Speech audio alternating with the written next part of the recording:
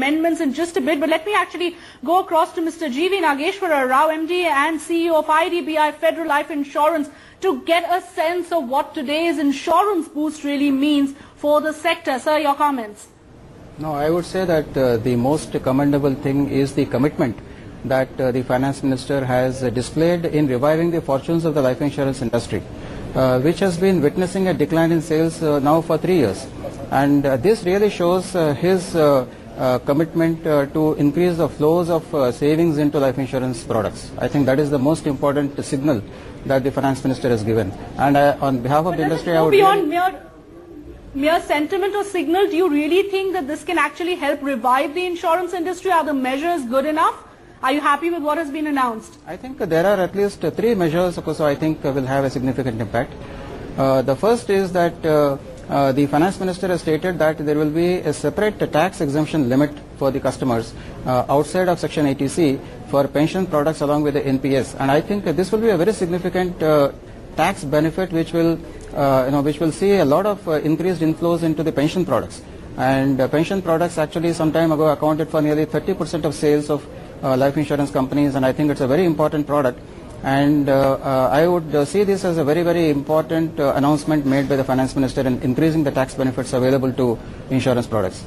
And the second is that there is a relaxation in the investment norms which have been proposed by the Finance Minister that would increase the return that life insurance companies can earn on their investments. In fact, on a rough calculation, perhaps the insurance companies will be able to increase their return by approximately 5 basis points. It may not be large, but it still translates into increased benefits for policyholders or reduced premiums, and therefore the product will become much more attractive to the policyholders. I think that is a second significant announcement today. And the third is that the Finance Minister has stated that there will be several measures that will be taken by IRDA in order to increase, or reduce the time taken for approval of products. And that will make it much quicker for life insurance companies to launch products, and therefore the customers can expect to see many more products, faster.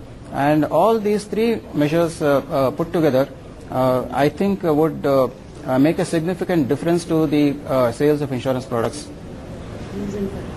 Would you agree? It's a package, really. No? The rest of it will come out in the fine print. I wouldn't like to conjecture too much. Fair enough. Mr. Rao, your quick comment to what Gaurav and Mr. Bhide have said before we move on to our discussion on GAR and retrospective amendments.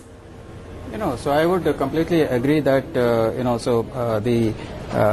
so tax benefits need not be necessarily the driver for buying a life insurance product. But having said that, so tax benefits is today very important in order to persuade a customer to buy life insurance because that is not necessarily a felt need today.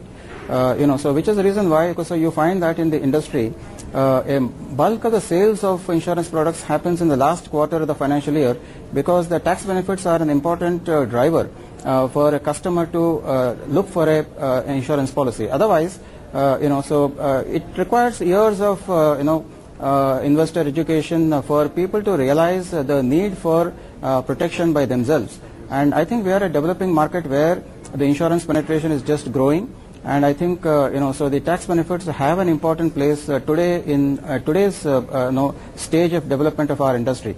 But as the industry matures, I'm sure that the consumers will understand the need to, so provide security for their family, and therefore would naturally look for, so protecting themselves and taking life insurance. I think that is the stage towards which we need to move as an industry.